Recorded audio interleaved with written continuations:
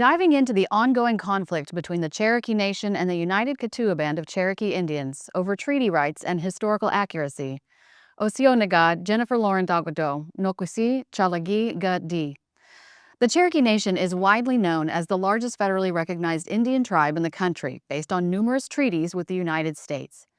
Those treaties serve as the foundation of the Cherokee Nation reservation spanning across northeast Oklahoma and the primary basis for the nation's authority over reservation land, law enforcement authority, economic development, and many other aspects of tribal self-governance. However, UKB leadership have routinely laid claim to rights under the Cherokee Nation's treaties. It's an evolving and complex subject between the UKB and the Cherokee Nation. Today, we hope to learn more about the issue. We'll start today's show with remarks from Principal Chief of the Cherokee Nation, Chuck Hoskin Jr. Then Chief Hoskin will join Attorney General Chad Harsha and me for a Q&A. After that, we'll hear from Deputy Chief Bryan Warner and former Principal Chiefs of the Cherokee Nation, Ross Swimmer, Joe Byrd, Joe Crittenden, and Bill John Baker. Now it is my pleasure to introduce my friend and Principal Chief Chuck Hoskin Jr. for his remarks. OCO, my fellow Cherokees, in recent months, the Cherokee Nation has defended its sovereignty and treaty rights from attacks by the United Kituwa Band of Cherokee Indians and their lobbyists. Let me be clear. The Cherokee Nation is the exclusive tribal authority under treaties with the United States, and the UKB has no treaty rights and no authority to govern our reservation. Cherokee Nation leaders will defend these rights. A last-minute and misguided Department of Interior solicitor's opinion purported to grant rights to the UKB over Cherokee treaties. The opinion by a political appointee on his way out the door is legally flawed and a direct affront to our history and our sovereign authority. Fortunately, that legal opinion was never enforced and was suspended by the Department of Interior a few weeks after it was written. Even with that victory, the effort to defend our treaty rights must continue. Cherokee Nation is the only party to the treaties that our ancestors negotiated with the United States, including the Cherokee Nation Reservation that extends across northeastern Oklahoma. To be clear, nothing in law or history supports any other view. The remarkably flawed solicitor's opinion ignores decades of precedents, acts of Congress, and numerous court cases that affirm the truth of Cherokee Nation's history and our exclusive right to govern our reservation. UKB did not exist when any of our treaties were signed. In 1946, generations after our last treaty with the United States, Congress authorized UKB as a band of Cherokees. UKB did not even achieve recognition until 1950. UKB's phony claims to our treaty rights require that we ignore this history and buy into the nonsense that UKB somehow existed in the 1800s. They even claim Cherokee Nation was terminated at the turn of the 20th century. This is a lie. I cannot keep my oath of office if I fail to defend our treaties against the UKB's assault. We will defend ourselves in any forum, including the courts and the Congress. Chief Wilma Mankiller felt the same way. In 1992, Chief Mankiller asked Congress for help in defending the Cherokee Nation. Congress passed a law requiring Cherokee Nation's consent before any other tribe placed land in trust within our reservation. In 1998, UKB's lobbyists worked with opponents of tribal sovereignty to change the word consent to consult. This change paved the way for UKB's attack on our treaty rights. Just as bad, UKB asserts governmental authority within our reservation and makes everyone less safe. Without any authority to do so, UKB attempts to police the reservation, compromising crime scenes, leaving victims vulnerable, and letting criminal defendants off the hook. UKB Light Horse are fake police, acting without legal authority, creating danger and uncertainty, and daring people to stand in their way. All of this in the name of treaty rights that the UKB cannot possibly claim. This has to stop. Cherokee Nation is asking Congress to restore the 1992 consent language and prevent the UKB from falsely asserting jurisdiction over the Cherokee Nation reservation. This is about history, treaty rights, and public safety. There will be no end to UKB's lawlessness if we do not take action. For example, UKB attempted to sign an illegal gaming compact with Governor Stitt, which was rejected by the Oklahoma legislature. In a second failed attempt, Oklahoma Attorney General Gettner Drummond declared the proposed UKB compact illegal. If UKB will try to enter into an illegal gaming compact with Governor Stitt, who knows what they'll do next? This is not merely some battle between two factions of Cherokees. It's not about the rich shared culture and heritage between UKB members and Cherokee Nation citizens, which I deeply respect. It's not about the UKB's right to exist, which I would defend. It's about right and wrong. It's about fact and fiction. Our sovereignty is not negotiable. Defending the Cherokee people's history, our 7,000 square mile reservation, and our treaty rights is not something I will negotiate. I respect the UKB as a federally recognized tribe, but I will not simply go along to get along if it means agreeing to the UKB's lies about history and our Cherokee Nation treaties. I'm always open to dialogue with UKB leaders, but I will not compromise on the bedrock truth. The Cherokee Nation, and only the Cherokee Nation, has treaty rights under Cherokee Nation treaties and authority over the Cherokee Nation reservation. We call on Congress, the new administration, and all tribal nations to respect the boundaries drawn by treaties and law, and to reject any attempt to weaken Cherokee Nation's sovereign status and our right to self-determination. Our ancestors fought and suffered for this land and Cherokee Nation's sovereign rights. We will defend it wholly and unequivocally. That's what the Cherokee people expect. That's what our future generations deserve. Wado. Wado, Chief Hoskin, and joining me now for an in-depth Q&A on this topic, Chief Hoskin and Cherokee Nation Attorney General Chad Harsha. Welcome. Thank you both for being here. An extremely important topic for discussion today, and I feel like everyone wants to know more, and I hope that people watching today will leave with a much better understanding of everything that's going on. What does the history and the law say about Cherokee Nation's rights to the historic treaties negotiated with the federal government? What the history and the law says is very simple, which is that we are the Cherokee Nation. We're the same Cherokee Nation that was party to every one of these treaties that's part of today's discussion. We're the same Cherokee Nation that was here before anyone ever heard of the United States. We have an unbroken relationship with the United States. We don't share that with anyone, so we don't share treaty rights with another tribe, including the United Ketua Band. We're not a tribe that somehow took the place of some earlier version of the Cherokee Nation. We're the Cherokee Nation. So that's the very important surface level idea. Of course, our Attorney General and his staff work a lot on the depth of that, and we're called upon that to do it every single day. But I think for the basic understanding of this idea is that we are party to this treaty, all of these treaties. We always have been, and we don't share that with anyone. And that's really what's so fundamental to understand. Yeah, I mean, we have a rich treaty history with the United States of America that spans back since, our existence here with time immemorial and the founding of the United States.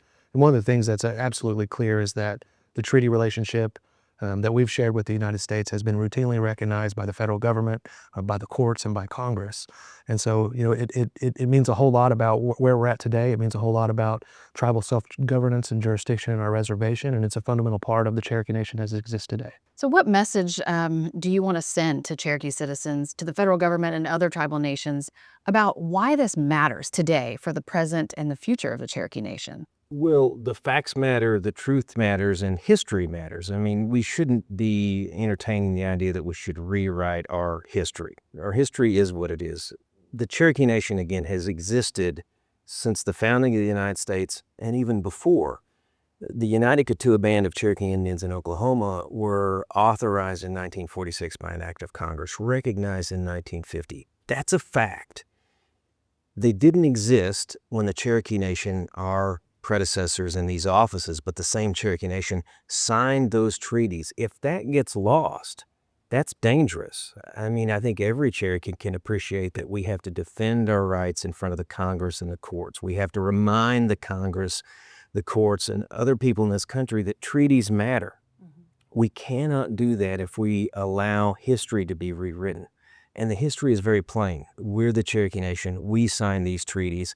It's worth defending. And I think citizens are joining us in defending treaties because they increasingly understand what's at stake. And what's at stake really is the future of the Cherokee Nation. If we allow history to be rewritten on our treaties, we change our future forever. And it's really, I think, an offense to what our ancestors did, what they sacrificed, and we just cannot stand for it. Yeah, absolutely. I mean, whenever you talk about what our treaty rights are and what our treaty history is with the United States, you have to look at the truth of history and what came about for these treaties to come into existence, the obligations, the deals that were struck with the United States, the history of exchanging significant pieces of land in exchange for, our reservation that we have here today. And I think, for Cherokee citizens and the Cherokee Nation, it is a fundamental and integral part of our tribal existence, as a tribal government today.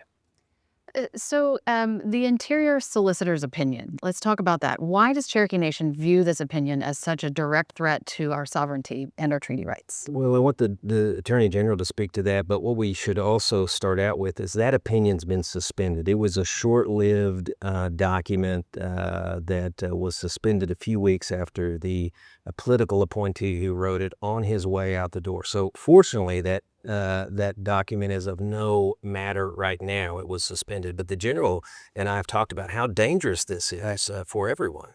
Well, I think it's important to really recognize what that opinion is, and it is an opinion written by one person who's a political appointee in administrations, which administrations change over time, that really took advantage of the facts and passed aside the truth of our history and our treaty rights with the United States to reach this conclusion that somehow the Cherokee Nation treaties are not exclusively held by the Cherokee Nation. And that's, I think all Cherokee citizens and frankly tribes across the country should view that as exactly what it is, which is, a danger to the identity of tribes anywhere. And the opinion that was drafted by, the outgoing solicitor was fatally flawed, and, although suspended, I think eventually will be withdrawn because it's just not historically accurate and it's not correct on the law. And so what are the risks if the federal government fails to correct that opinion and uphold the Cherokee Nation's treaty rights? Well, one of the risks is the Cherokee Nation's status as the signatory, the signer to all those treaties. And let's remember, these treaties aren't some abstract idea. They're very concrete sets of rights and obligations to which Cherokee Nation is adhering to its obligation and holding the federal government accountable. I mean, think about public safety, our ability to help with law enforcement. Our part of law enforcement all over the 7,000 square miles will be thrown into chaos if suddenly this United Ketua Band, which again didn't exist when any of these treaties were signed, are responsible for law enforcement across the 7,000 square miles. There will be chaos and confusion. There will be some of what we're seeing now, which is the United Ketua Band trying to police the reservation unlawfully.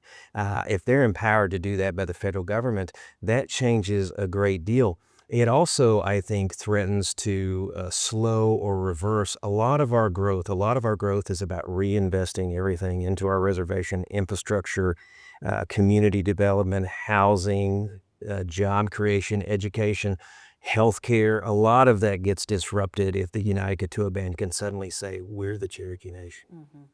Yeah, and I think that, as we've mentioned, this opinion by the solicitor has been suspended, and it will certainly be withdrawn because it's just not true. It's not an accurate representation of history. It's not an accurate representation of facts. And at the end of the day, that's why you have judicial systems. That's why you have courts. But I think that this opinion is going to be withdrawn, and I think that the concern that exists around this same opinion and the solicitor's opinion is the same that you would have for any tribe, and that is, one single individual appointed into the Department of Interior doesn't get to rewrite history. And that should be a concern to everyone, and it should be a concern to tribes also. Sure.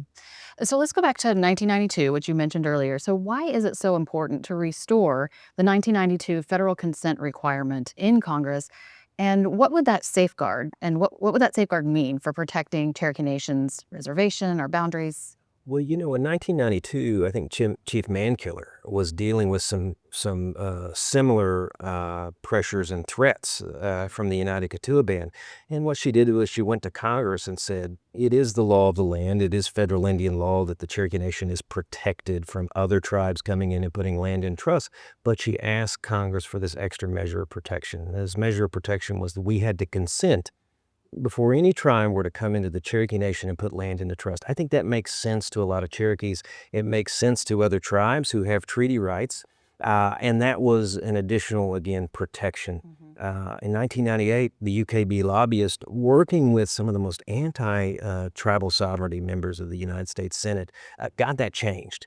Got it changed to consult. Now we are reduced to merely having to be asked our opinion about another tribe. And look, there's 574 tribes in this country, including the UKB, putting land into trust, coming into our territory and trying to exercise jurisdiction.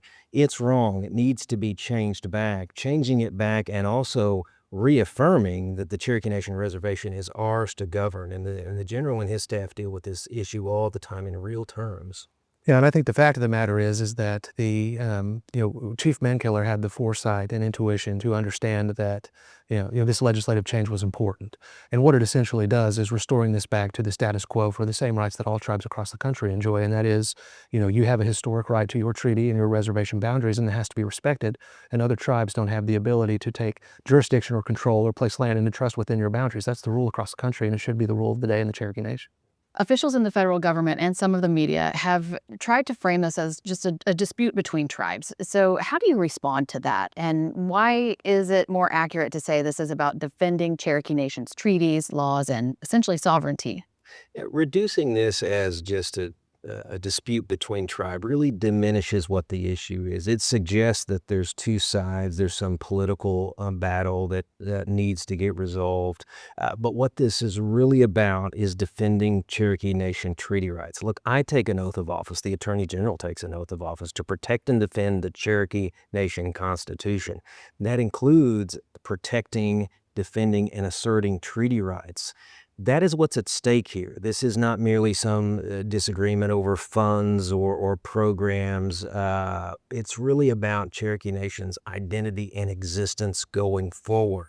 It's really, I think, just this monumental struggle about right and wrong. And so to see it reduced at times to simply just another dispute between entities in the United States, in this case tribes, really does disservice to it. And so that's why we appreciate the opportunity to talk to our citizens directly, but also talk to the broader public. I mean, everybody has a stake, for example, in public safety, and that's why this issue about treaty rights really comes down to some real issues for people. And it will be, I think, a diminishment of people's safety, a diminishment of Cherokee Nation's continued investment in Northeast Oklahoma if we do not prevail in this struggle. We will prevail, but I think people have to understand the nature of it.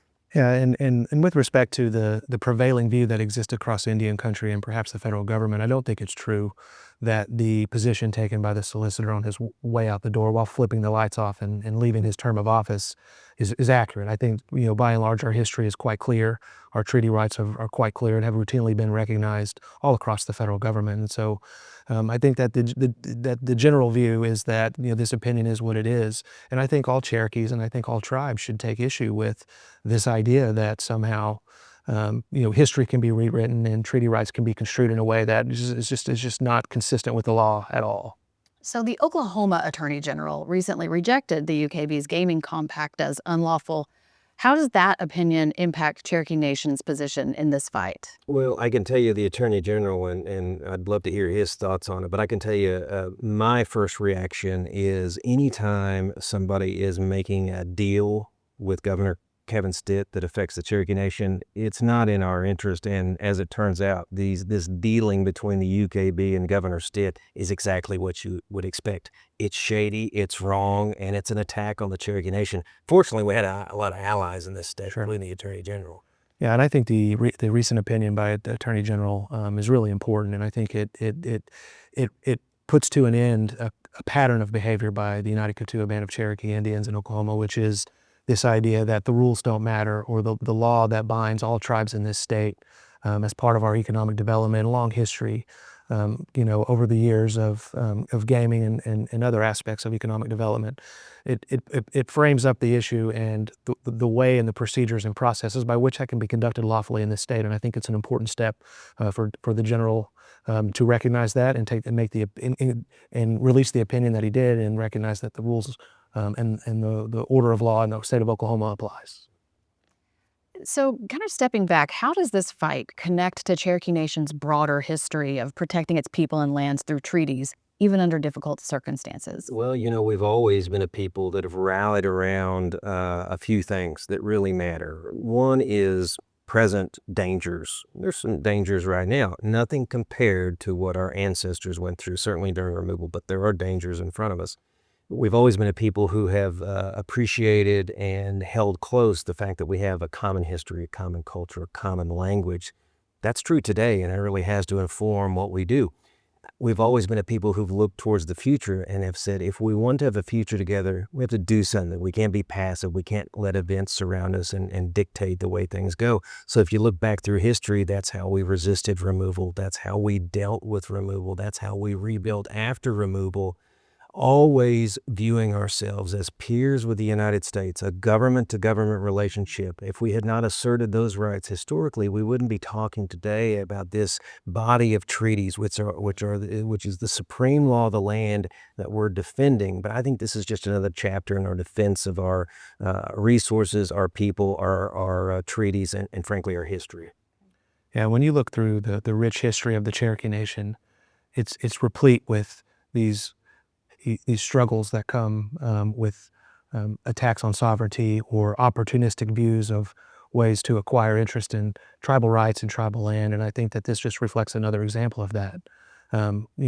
Maintaining the integrity of our government, our rights with the United States government, our treaty history, all of that is fundamentally important for the future generations of Cherokee citizens. And I feel like we're all duty bound to protect that and make sure that we hold that and protect that for the future. Yeah. So, as a Cherokee Nation citizen and someone who speaks with a lot of other citizens, I think we all really understand this is a really serious issue, but it is complicated and it's complex. So hopefully this will go a long way in helping answer some of people's questions. But from the citizens' point of view, how should Cherokee citizens view their role in this moment, and what can they do to support the nation? Well, I think a few things. One, we should all view it as our civic duty to get educated, to understand the issues, and to make a decision about our views on it. Obviously, my views are clear. The Attorney General's views are clear. But this is important. No one, whether it's leaders of the nation or citizens out there, have to decide between protecting Cherokee Nation treaties and helping us prevail in this struggle, and respect and love for members of the United Kituwa Band. I mean, they are our brothers and sisters in this historic sense, in this genealogical sense, in this cultural sense. That's true. You don't have to make a choice between those two things. Both of those things can be true at the same time. You don't have to make a choice, and I don't make a choice, between asserting our rights, and I will defend them to the hilt. You don't have to make a choice between that and respecting the rights of the United Kituwa Band as a federally recognized tribe. This, by the way, isn't an effort by the Cherokee Nation to terminate the UKB. This is about history, right and wrong, fact and fiction. If that's true, and I know that it is, then you have to conclude as a citizen, I think, that our treaties are worth protecting and defending if our ancestors suffered so much for them. And I think we call upon citizens to join us in this struggle, but you don't have to choose between joining us in this struggle and love and respect for your brothers or sisters or family that are members of the UKB or the UKB's rights to exist. But this is an important struggle, and I think citizens should see themselves in this moment as really integral to our success. Right. I think, tribal citizens the Cherokee Nation citizens across this country, should understand this issue very clearly. And as was stated earlier, it is very simple. It's about what's right and wrong, about what's true and what's not. And I think tribal citizens should be concerned that, this issue about tribal jurisdiction and tribal treaty rights, and they shouldn't take it lightly, because it is an important issue, and it's something that we should all stand together and rally behind the Cherokee Nation and our rights as a federally recognized Indian tribe in northeastern Oklahoma. Great. Well, that's going to do it for us. I mean, you guys put in the hard work on a very complicated issue. We know you were working hard every day and have great teams of people, and we appreciate you all. And thanks for taking the time to meet with our citizens and talk about it. CO friends, I'm Deputy Chief Bryan Warner, and today it is my honor to introduce a group of leaders who have stood firmly for the Cherokee Nation. Throughout our history, when our sovereignty and treaty rights required defense and steady resolve, these individuals stepped forward. They guided our government through key moments when our jurisdiction and rights were threatened. They defended our nation, not just in courtrooms and federal agencies, but through action, strengthening the tribe and expanding services for all Cherokees. Their leadership helped build the foundation we continue to stand on today, one rooted in law and history, but also in responsibility to our ancestors and future generations. So please join me in welcoming our former principal chiefs, Ross Swimmer, Joe Byrd, S. Joe Crittenden, and Bill John Baker.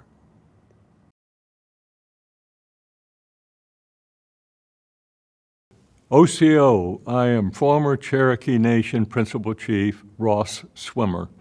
For decades, including during my time in leadership of the Cherokee Nation, the United Keetoowah Band has spread lies about the Cherokee Nation and our treaties with the U.S. government, attempting to rewrite our history and attack our treaty rights and our sovereignty. The fact is, the Cherokee Nation's reservation is ours alone. The nation does not share any form of joint ownership over the reservation with the UKB or any other tribe. The Cherokee Nation possesses exclusive tribal jurisdiction over our reservation, and the UKB has no right, claim to, or jurisdiction within our reservation. The UKB is a band within the Cherokee Nation, created by a limited act of Congress in the 1940s to form a social organization of Cherokees. The act was not intended, nor did it authorize any governmental powers either within the treaty boundaries of the Cherokee Nation or outside those boundaries. The Cherokee Nation derives its sovereignty by virtue of historic treaties with the United States entered into over the last 2 centuries. The UKB has no treaties with the United States, nor does it have any authority recognized by treaties with the Cherokee Nation. The UKB's campaign of lies about its relationship with the Cherokee Nation and its failed attempts to exercise governance has escalated in recent years. And my fellow chiefs, and I know it is our duty to speak out and protect the sovereignty of the Cherokee Nation, its treaty rights with the U.S. government, and exclusive jurisdiction over the Cherokee Nation reservation. The UKB has no claim to any Cherokee Nation land or rights to the Cherokee Nation reservation, which can only be exercised under the authority of the Council of the Cherokee Nation and Principal Chief. Stop the lies, get the facts, and support our nation. Wado. CO, I am former Cherokee Nation Principal Chief Joe Byrd. I want to address the threat to our nation's sovereignty. This isn't about politics or intertribal grievances. It's about fact versus fiction. The United Keetoowah Band continues to create its own fiction about Cherokee Nation's history and treaty rights. Without any historical backing, they claim they are the historic Cherokee Nation, a notion that erases our history and undermines the very foundation of tribal sovereignty. Let me be clear.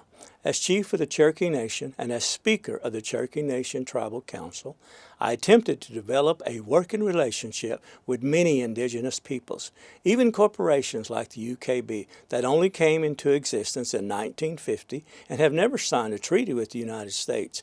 However, my attempt to work with the UKB decades ago doesn't give the UKB the right to erase the history of the Cherokee Nation. The UKB continues to make false claims regarding our land and treaty rights. The UKB Corporation is attempting to rewrite history so they can lay claim to our treaties and infringe on our sovereignty.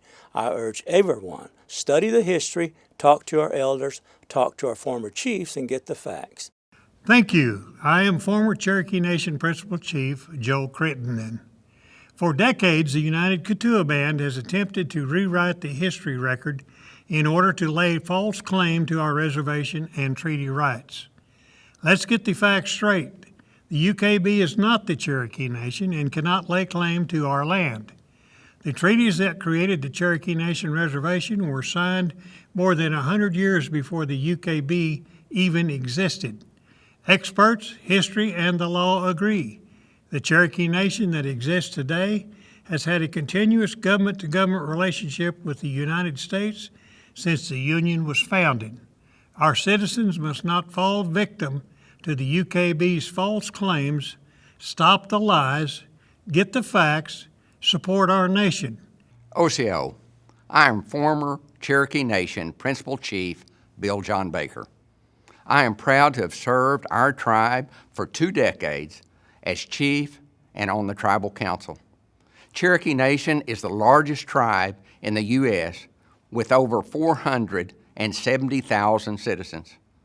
From the earliest days of the Union, we have maintained a continuous government-to-government relationship with multiple treaties with the United States. As a result of these treaties, Cherokee Nation has maintained exclusive jurisdiction over our reservation in northeastern Oklahoma. The United Keetoowah Band, meanwhile, maintains a separate tribal government from the Cherokee Nation and has never signed a treaty with the United States. For decades, the UKB has tried to claim the rights, authority, and jurisdiction of our reservation. Recently, these efforts have gotten worse. The UKB is trying to rewrite history in an attempt to steal the Cherokee Nation's hard-fought legal rights, lay claim to our treaties, and infringe on our sovereignty. In doing this, they are endangering our citizens. Over 30 law enforcement agencies agree the UKB is operating an illegal police force on Cherokee Nation's reservation. The UKB's unauthorized attempts to act as law enforcement have interfered with legitimate police investigations. I cannot stand idly by as the UKB threatens our people and our land. This is our collective fight, and I urge everyone to stop the lies and get the facts. Support our nation. That is going to do it for us today. We hope you have a more in-depth understanding of the facts and points of contention regarding this critical and complex issue. Cherokees have no word for goodbye. We say, Dodadago Ha'i. Until we see each other again, Wado.